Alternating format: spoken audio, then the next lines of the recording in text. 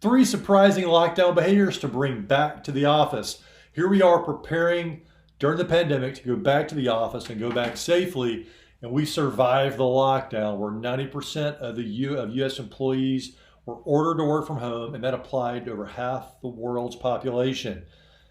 But during this crisis time of the lockdown, there were a lot of behaviors that emerged that are actually beneficial to the office. And don't leave these back and during the lockdown. Bring them forward as you go back to the office and ultimately have more success. So here are 3 of my favorites. Number 1 is to make sure that you're asking the question, how can I help? I talk a lot about this in my videos and with my clients. It's so easy as a leader when people are presenting to you to pick the ideas apart and to polish the idea and ask them to work on them to make them perfect.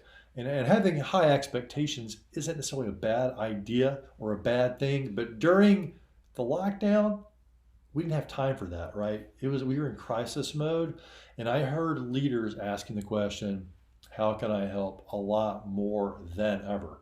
And the good part is this makes employees more prone to action and take more ownership if they're knowing that the team is fully behind their idea, yet they're leading it. So that's the first behavior. The second one is extending your team.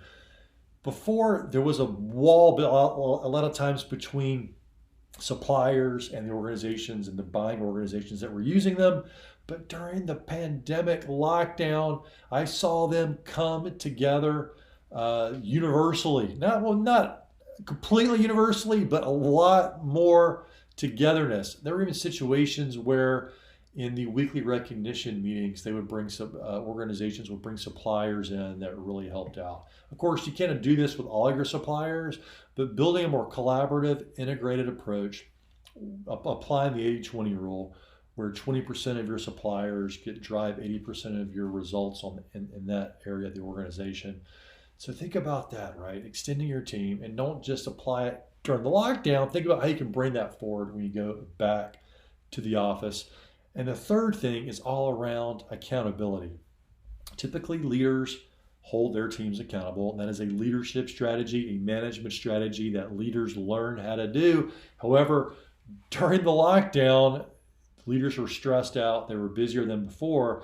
What I saw were team members actually beginning to hold their teams accountable. So as a leader, this is good news for you, right? You can engage the rest of the team to help hold different team members accountable for their actions and get them involved to enhance and support those efforts going forward.